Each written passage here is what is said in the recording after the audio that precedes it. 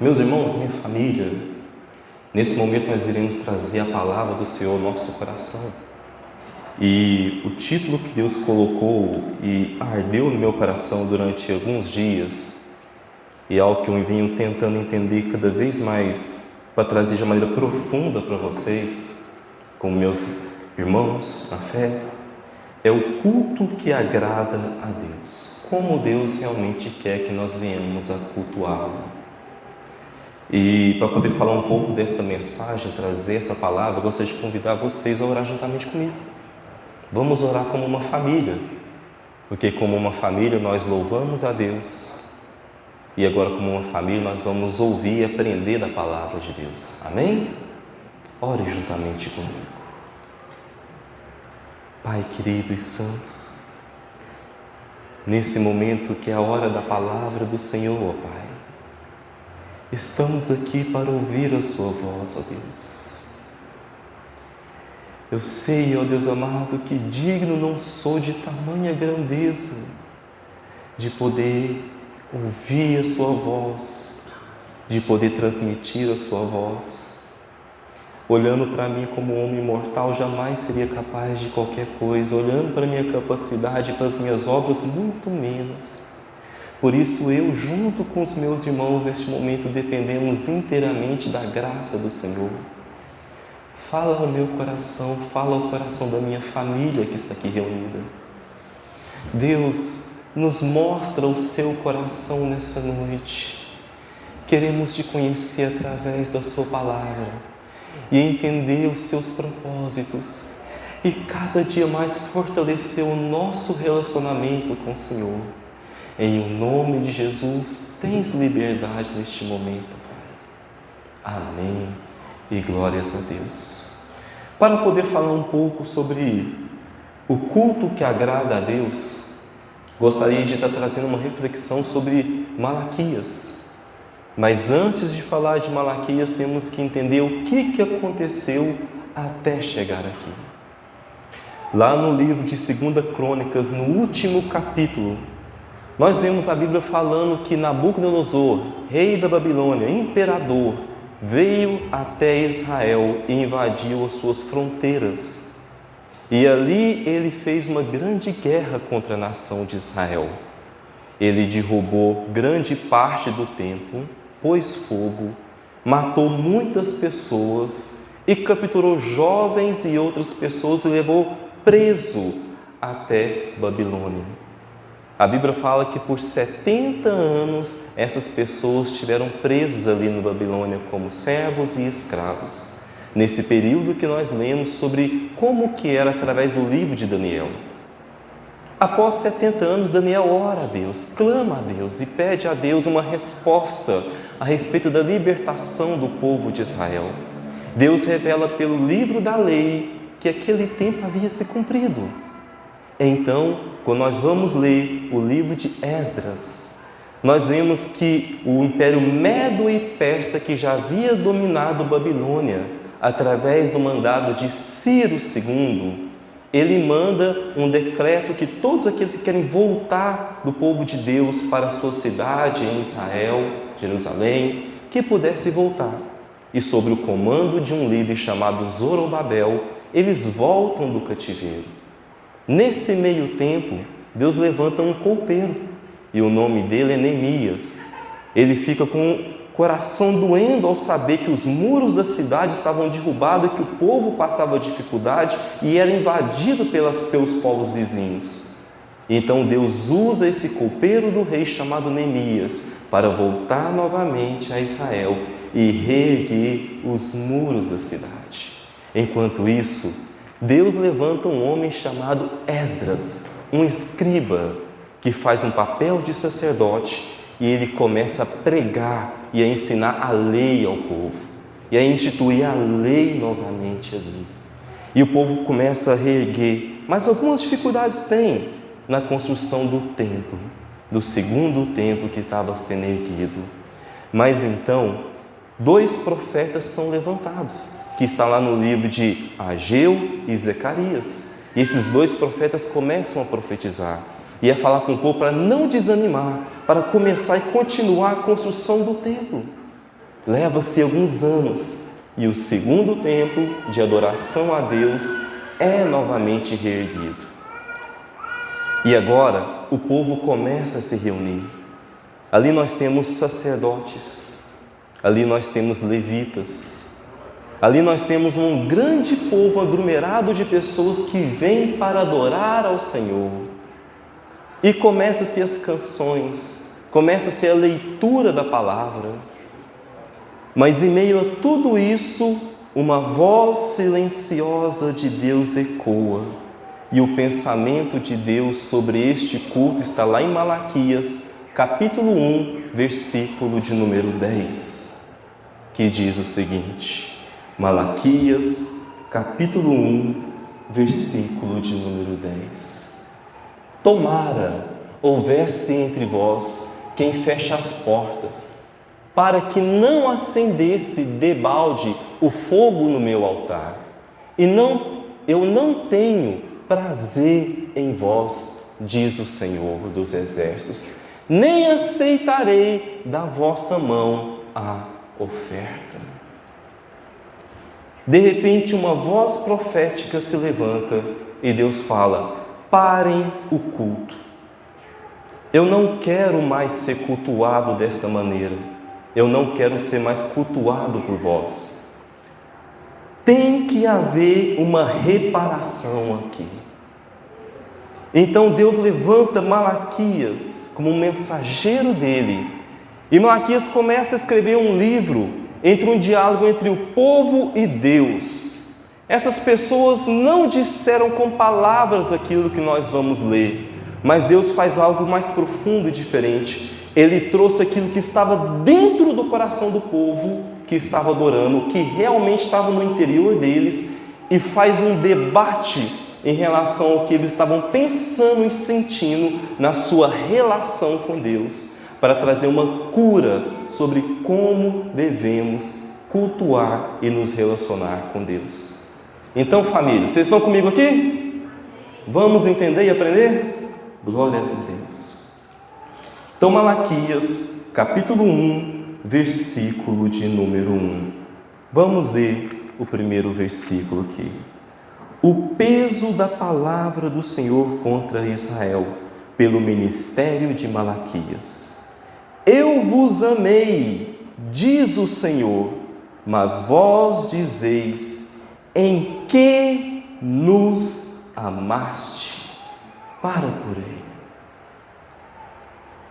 Deus começa a dizer: eu vos amei.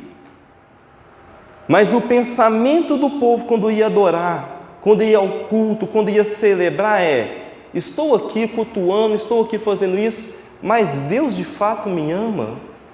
Qual a prova que eu tenho do amor de Deus? Afinal de contas, aquilo que eu tenho como expectativa ainda não aconteceu. E qual era a expectativa do coração do povo nesse momento? Vários anos havia se passado desde que o templo havia sido construído e o povo estava adorando. Mas aquele povo ainda era uma província, ainda servia ao império chamado Império Persa. E o sonho do coração daquelas pessoas é que Israel pudesse voltar a ser aquele Israel glorioso do tempo do rei Davi. Uma nação com esplendor, uma nação com rei próprio, uma nação com vigor e com força e com glória. Mas anos havia se passado desde a volta do cativeiro. Para ser mais preciso, 100 anos havia se passado. E Israel ainda não havia voltado à sua glória antiga do tempo de Davi. O povo estava indo adorar, o povo estava indo servir, mas o coração do povo não estava colocado ali. Por um detalhe, eles haviam condicionado o amor de Deus. Para eles se sentirem amados, o amor de Deus tinha que atender às expectativas que eles carregavam no seu coração. E aqui é o grande problema que nós encontramos nesse livro, que vai desencadear todo tipo de situação que nós vamos falar. quando o conceito, quando a expectativa do amor a Deus não é a expectativa que Deus tem em relação ao amor que Ele tem por nós, podemos perder visão de longe o que é ser amado por Deus. E podemos perder logo de início o que é servir a Deus e viver em Deus. Esse povo não estava se sentindo amado por Deus, mas não é porque Deus não os amava. Deus dá uma outra resposta, continuando em Malaquias capítulo 1, versículo 2, quando esse povo pergunta: em que nos tem amado? E a resposta que Deus fala é: não era Esaú, irmão de Jacó, diz o Senhor, todavia eu amei a Jacó. O que isso significa aqui para nós? Quem era o primogênito aqui nessa história? Esaú ou Jacó? Esaú. Mas quem recebeu a primogenitura? Jacó. Porque fazia parte do plano de Deus. Toda a descendência do povo de Israel, e aqui está um detalhe que nós aprendemos aqui no último estudo, por que chamada de nação de Israel? Israel vem de onde? Do nome de Jacó. Toda a descendência de Israel, que é descendente de Jacó, foi uma escolha soberana de Deus. Eles não escolheram ser amados por Deus, eles não fizeram algo para agradar a Deus, eles não fizeram algo para chamar a atenção de Deus. Deus escolheu amar aquelas pessoas e Deus os chamou pelo seu amor e pela sua graça.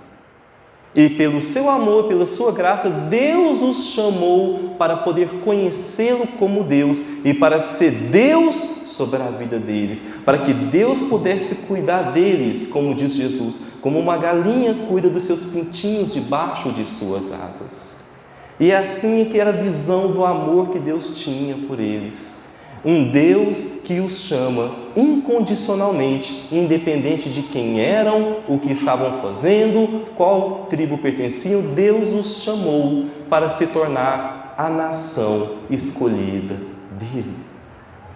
Então, quando o povo confronta a Deus, em que nos tem amado?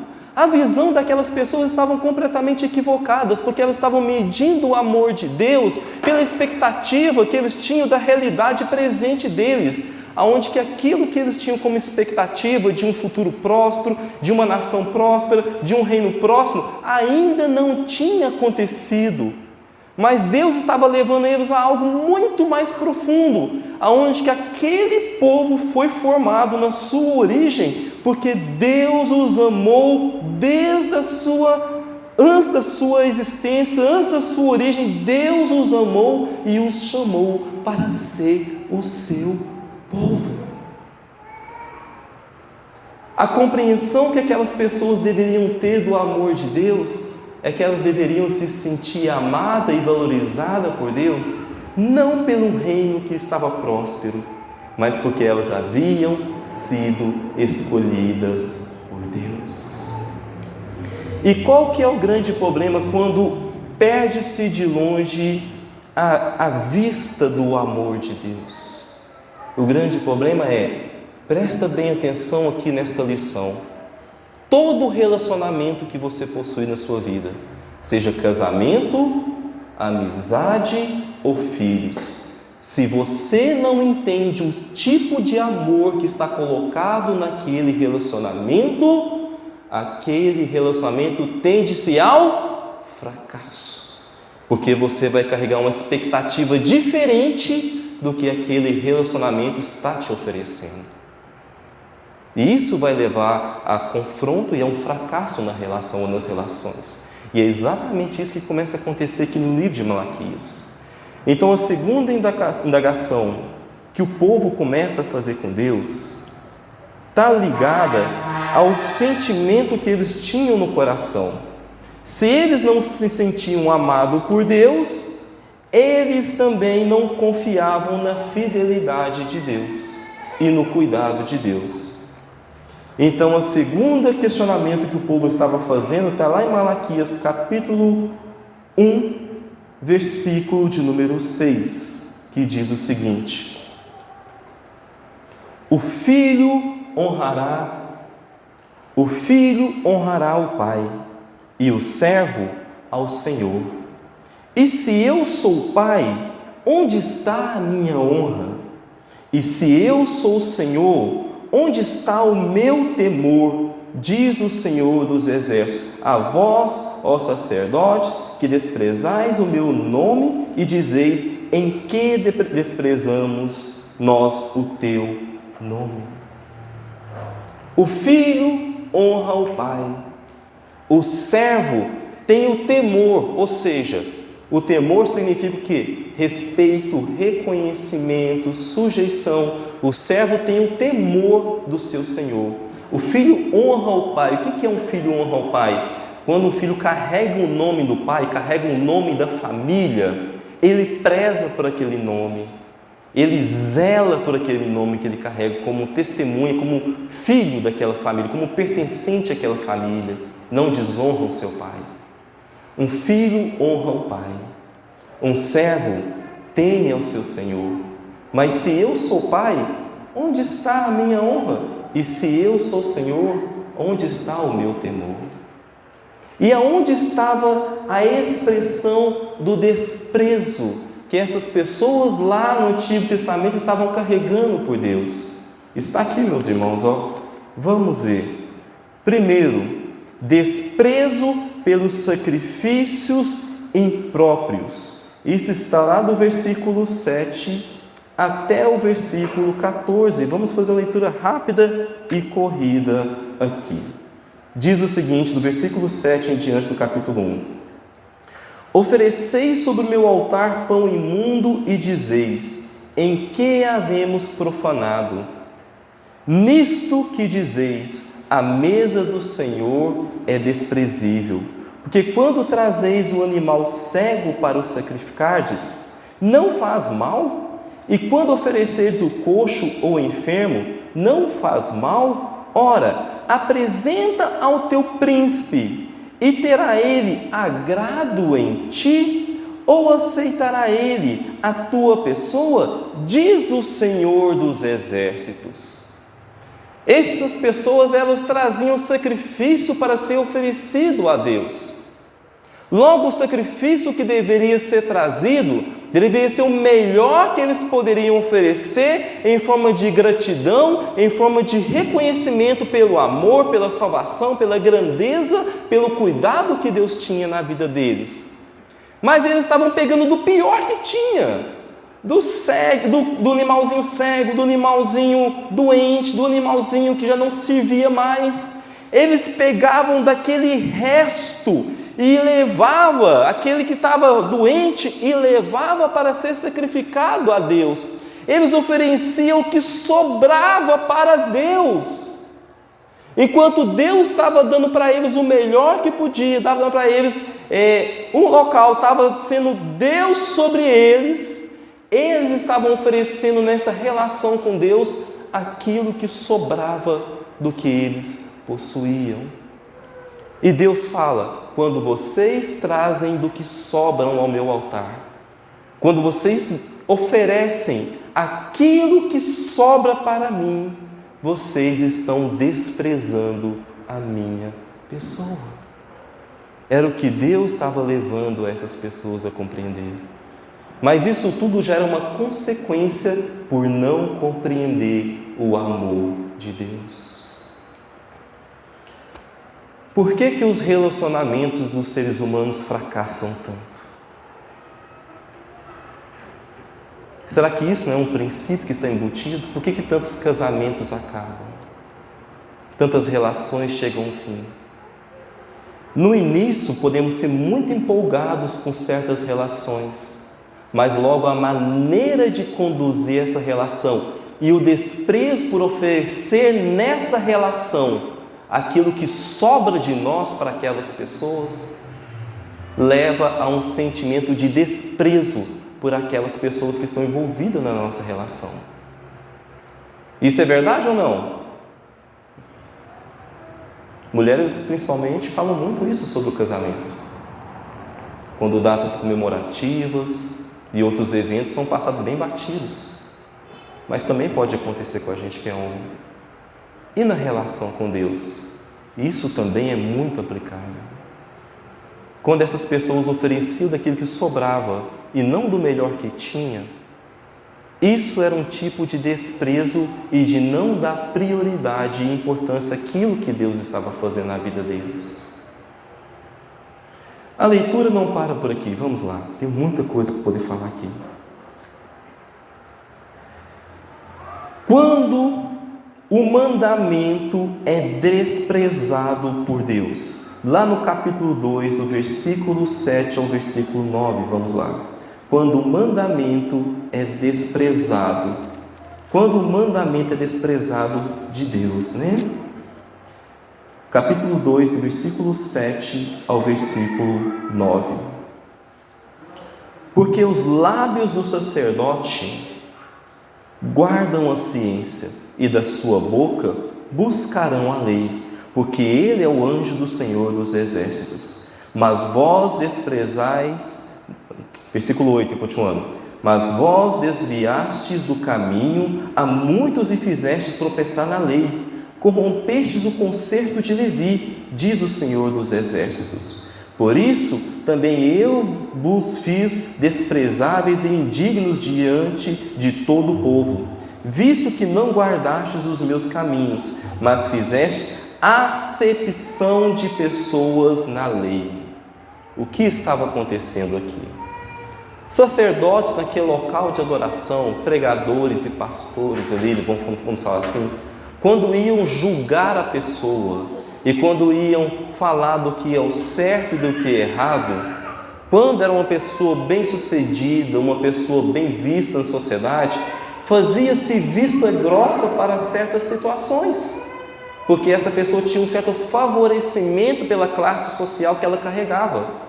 E quando era uma pessoa mais pobre, mais desmerecida, era requerido algo dela que não era requerido do outro.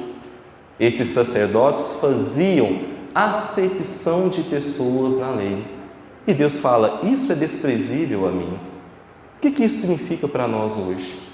Quando a palavra de Deus não é tida, não é tomada como um todo para nossas vidas, mas quando fazemos acepção daquilo que nos agrada e daquilo que não nos agrada, e dedicamos o que agrada na lei de Deus, na palavra de Deus, mas não aquilo que não nos agrada, isso se torna algo desprezível a Deus, porque isso mostra que não há importância naquilo que Deus está falando. Essas pessoas não estão levando a sério aquilo que Deus está ensinando pela sua palavra, porque a única coisa que está sendo levada em consideração é aquilo que convém ao seu coração, e não aquilo que realmente é importante na visão de Deus para aquelas pessoas. E Deus está falando, esse tipo de pessoa e de atitude não me agrada. Me cultuar desta maneira é algo desprezível aos meus olhos. Continuando aqui. Estamos na metade da mensagem, irmãos. Vamos lá. Quando a santidade no lar é desprezada. No capítulo 2 também, do versículo 10. Vamos lá, versículo 10 a versículo 11 diz o seguinte. Não temos nós, como Pai, não nos criou um Deus, por que seremos desleais uns para com os outros, profanando o concerto dos nossos pais? Judá foi desleal e abominação se cometeu em Israel e em Jerusalém, porque Judá profanou a santidade do Senhor, a qual ele ama, e se casou com filhas de Deus estranho. Quem lê isso aqui vai achar que Deus ele era meio racista, que queria só pessoas ali do povo de Israel porque ele desprezava as outras nações. Mas o que está acontecendo aqui é bem diferente da cultura que nós vivemos hoje. Quando se fazia um casamento estrangeiro, e por isso Deus não aprovava, aquela pessoa, aquela mulher que estava entrando para a família daquela pessoa, aquele homem, ela trazia consigo as suas religiões e os seus deuses. E isso iria contaminar, num certo sentido, aquilo que seria o mandamento, a lei e o modo de vida que Deus tinha para o seu povo. Quando esta pessoa, este homem ou essa mulher que era dada por um pai em casamento a um homem estrangeiro, fazia esta aliança, ele estava desprezando a lei de Deus, porque ele estava trazendo uma influência de deuses estranhos para dentro do seu lar. O que isso significa para nós? Quando trazemos para dentro de nossas casas aquilo que contamina os nossos filhos, o nosso relacionamento conjugal, as nossas vidas, estamos desprezando a Deus em nosso lar. Porque estamos trazendo algo para dentro das nossas relações familiares que vai interferir diretamente no nosso relacionamento com Deus. A maneira como estamos criando nossos filhos, aquilo que eles estão vendo na televisão, na internet, aquilo que está sendo colocado diante deles, isso tudo mostra para Deus como nós realmente levamos a sério o nosso relacionamento com Deus, ou quanto Deus é desprezado em nossa casa. Falando de tudo isso e trazendo tudo isso, deixa eu dar um salto aqui agora. Vamos lá agora, mais um pouquinho, só fechar aqui. Quando fazer o bem é algo desprezado. Malaquias 3, de 8 a 10. Roubará o homem a Deus? Todavia vós me roubais e dizeis: em que te roubamos? Nos dízimos e nas ofertas ossadas. Com maldição sois amaldiçoados, porque me roubais a mim, vós toda a nação.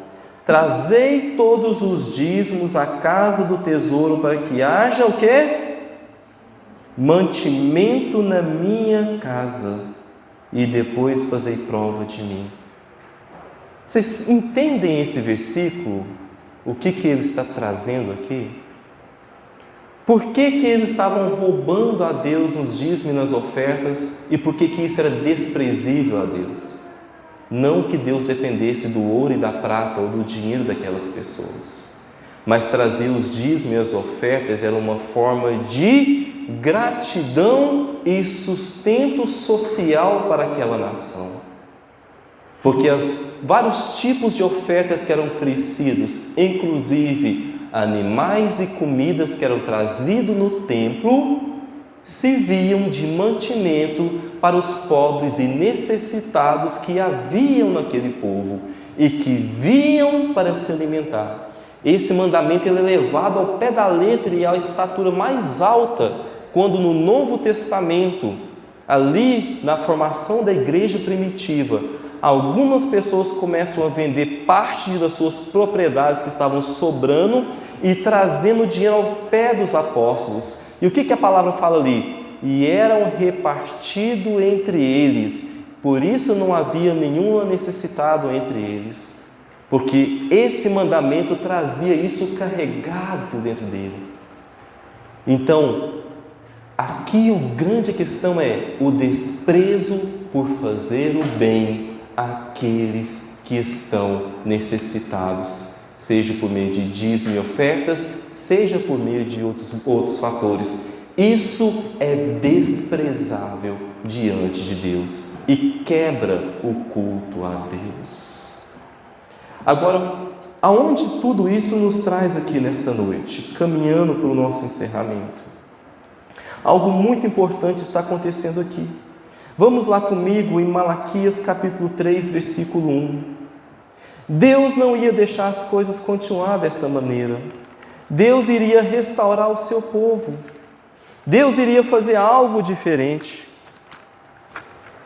Nós vamos ler algo agora que Deus vai fazer para restaurar esse relacionamento. Em Malaquias capítulo 3, a partir do versículo 1, vai dizer o seguinte: eis que eu envio o meu anjo que preparará o caminho diante de mim, e de repente virá o seu templo virá ao seu templo o Senhor, a quem vós buscais, o anjo do concerto, a quem vós desejais. Eis que vem, diz o Senhor dos exércitos. Mas quem suportará o dia da sua vinda? E quem subsistirá quando ele aparecer? Porque ele será como o fogo do ourives e como o sabão dos lavadeiros. Quem que está sendo falado essa profecia aqui? A respeito da vinda e da volta do Senhor Jesus Cristo. Está sendo falado quando Jesus iria vir restaurar esse relacionamento com Deus.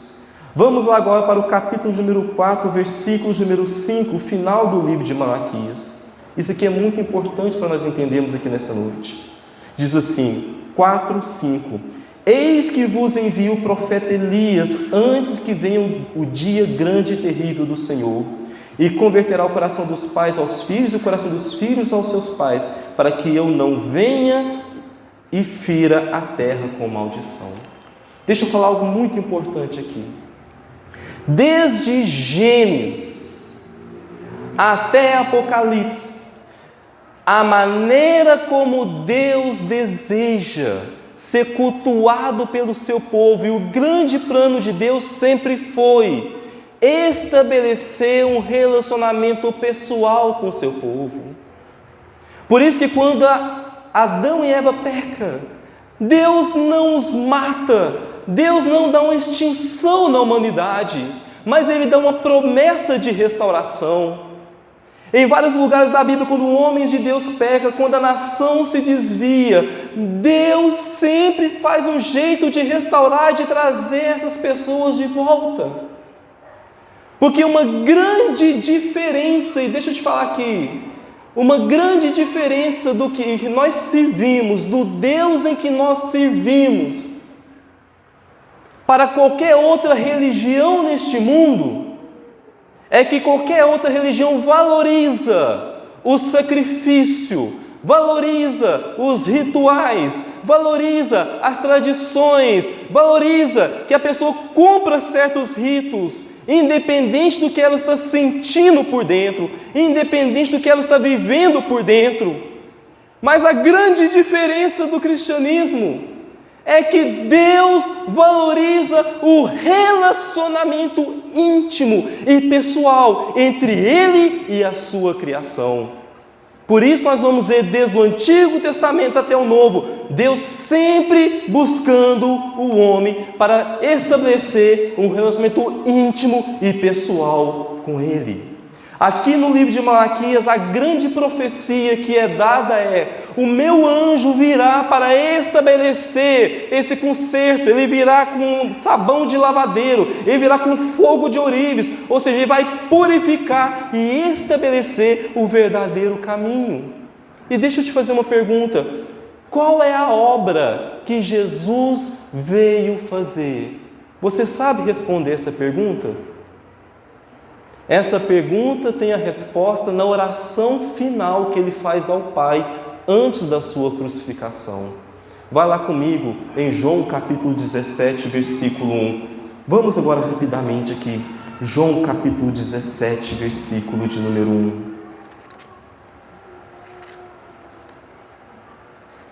João capítulo 17, versículo de número 1.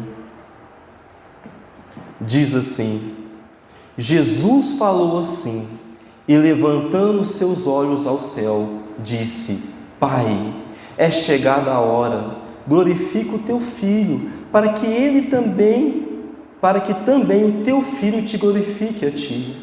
Assim como lhe deste poder sobre toda a carne, para que dê a vida eterna a todos quantos lhe deste. Preste atenção no versículo 3.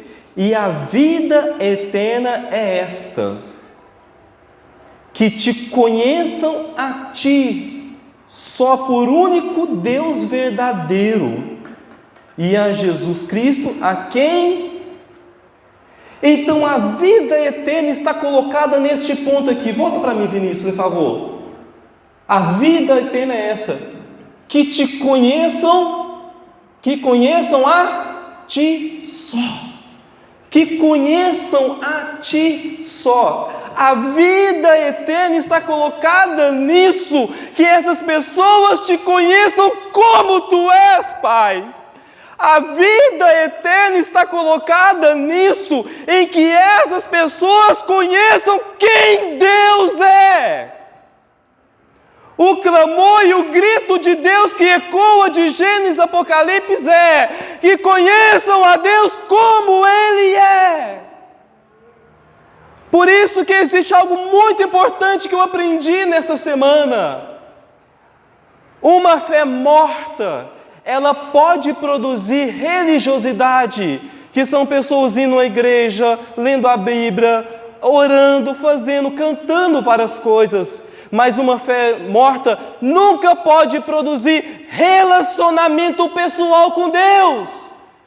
E quando a Bíblia fala de fé viva é uma fé que caminha para um relacionamento pessoal com o Criador.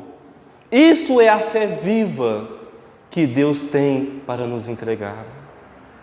Nós percebemos isso na oração de Jesus. Continua para mim, Vinícius, a partir do versículo 5. E agora glorifica-me tu, ó Pai, junto de ti com aquela glória que tinha contigo antes que o mundo existisse. Pode ir passando.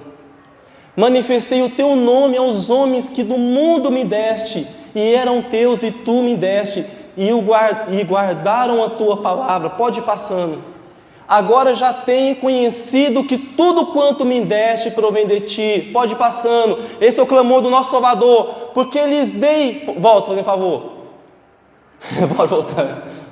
Isso. Porque lhes dei as palavras que tu me deste, e eles as receberam, e têm verdadeiramente conhecido que saí de ti, e creem que me enviastes. Pode ir passando. Eu rogo por eles, não rogo pelo mundo, mas por aqueles que me deste, porque são teus. Pode ir passando. E todas as minhas coisas são tuas, e as tuas coisas são minhas, e neles eu sou glorificado. Pode ir passando. Eu já não estou mais no mundo, mas eles estão no mundo. Eu vou para ti, Pai Santo. Guarda em teu nome aqueles que me deste, para que sejam um, assim como nós somos. Assim como nós. Pode ir passando. Estando eu com eles no mundo, guardava-os em teu nome. Tenho guardado aqueles que tu me destes, e nenhum deles se perdeu, senão o filho da perdição, para que a Escritura se cumprisse. Pode ir passando. Mas agora vou para ti, e digo isto no mundo, para que tenham em mim alegria completa e em si mesmos. Pode ir passando. Dê-lhes a tua palavra, e o mundo os odiou, porque não são do mundo, assim como eu não sou do mundo. Pode ir passando. Não peço que eles tirem do mundo, mas que os livres do mal. Pode ir passando. Não são do mundo, como eu do mundo não sou. Pode ir passando. Santifica-os na tua verdade, a tua palavra é a verdade. Pode ir passando. Assim como tu me enviastes ao mundo, também eu os enviei ao mundo. Pode ir passando. Por eles me santifico a mim mesmo, para que também eles sejam santificados na verdade. Pode ir passando. Não rogo somente por estes, mas também por aqueles que pela tua palavra hão de crer em mim. Pode ir passando. Para que todos sejam um, como tu, ó Pai, o és em mim e eu em ti, que também eles sejam um em nós, para que o mundo creia que tu me enviaste. Pode parar por aqui. Fala se essa não é a oração e o clamor de um Deus que chama a humanidade a um verdadeiro relacionamento pessoal. Essa é a obra que Ele veio fazer. Quando que o verdadeiro culto a Deus começa? Quando há disposição de coração verdadeira para conhecer a Deus e deixar ser conhecido por Deus. Quando nós entendemos o amor de Deus por nós e o motivo de ter sido chamado por Deus. Por isso que em 2 Coríntios capítulo 5, versículo 14 vai dizer: Vamos lá. 2 Coríntios capítulo 5, versículo 14. Abre para mim, fazendo um favor. Porque o amor de Cristo nos constrange, julgando-nos assim, que se um morreu por todos, logo todos morreram. O princípio do nosso chamado está aqui. Vocês sabem o que é verdadeiro culto e verdadeira adoração? Último aqui agora para a gente poder encerrar. João capítulo 4.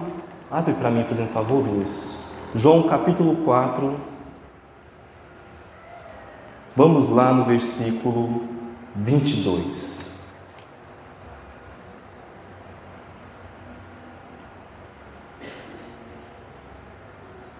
Pode passar para o versículo, 23. Mas a hora vem, e agora é, em que os verdadeiros adoradores adorarão o Pai em espírito e em verdade, porque o Pai procura procura a tais que assim o adorem.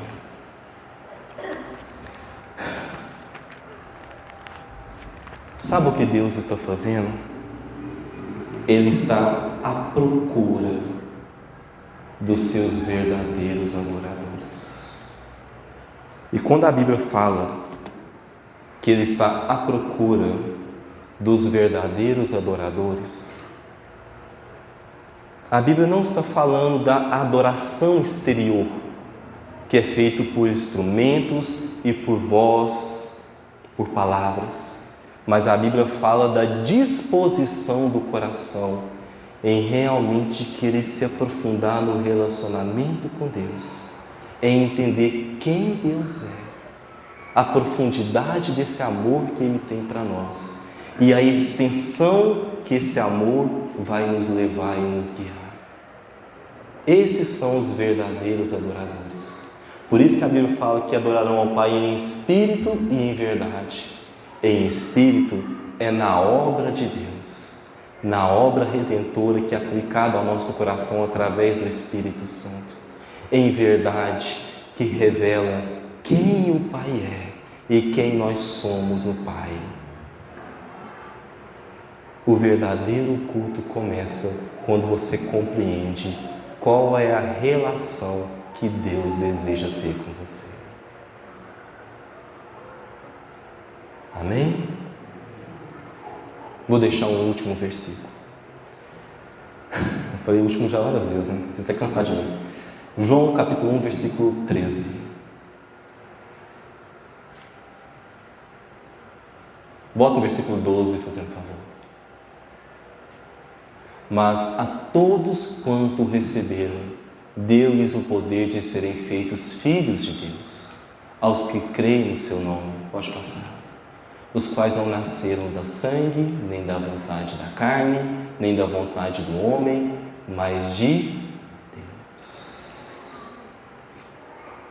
Você foi chamado para a filiação em Deus. Então, como está o seu relacionamento pessoal com Deus? Como está o meu relacionamento pessoal com Deus? Existe algum ponto que eu não estou compreendendo essa relação com Deus? E por não estar compreendendo o amor, a maneira como Deus deseja se relacionar comigo, eu estou desprezando a Deus, seja na minha casa, seja com a minha falta de tempo, seja com o meu desprezo com as coisas que são importantes para Deus, mas não são importantes para mim. Como está a minha vida com Deus? É uma pergunta para mim, Tiago. Como está a sua vida com Deus de oração, de leitura da palavra? Como que você está se entregando a Deus? Você realmente está vivenciando uma fé viva que te leva para mais perto de Deus? Que faz sentir ser amado e amada por Deus? Que te faz sentir ser acolhido e acolhida por Deus? Que te faz sentir que você tem um propósito eterno, que sua vida, mesmo se acabar aqui, ela continua por toda a eternidade, porque você foi chamado por Deus para um relacionamento que é eterno. Essa tem sido a sua experiência de fé e de vida. É isso que você sente quando entra num culto como esse, quando é convidado para um culto de estudo na quarta-feira, para um culto de preparação da terça, para uma oração de sexta, ou para um culto das mulheres, como que está a disposição do seu coração? Como que você vem para a igreja? Como que você sai da igreja? Como que você volta para a sua casa? E como que você vivencia a sua experiência com Deus durante a semana? Quem é Deus para você na segunda, na terça, na quarta, quando não há culto? Como que você carrega esse Deus dentro do seu coração? Isso tudo revela e mostra como está a saúde da sua relação com Deus. Eu não sei em que ponto da mensagem isso falou e tocou no seu coração, mas eu espero que tanto assim como tem me ardido o coração, como tem tocado e me feito perceber certos erros na minha vida, como tem feito eu perceber certos desprezos que eu tenho tido por Deus e como tem feito eu perceber que eu preciso mudar certas coisas na minha vida. Espero que assim como eu estava lendo e falando nesse momento, isso mexe muito forte no meu coração, que em algum ponto isso toque também na sua relação com Deus, não para te derrubar, mas para te levar para um relacionamento melhor e mais perfeito com Ele. Vamos fazer uma oração e encerrar por aqui? Fique de pé em nome de Jesus.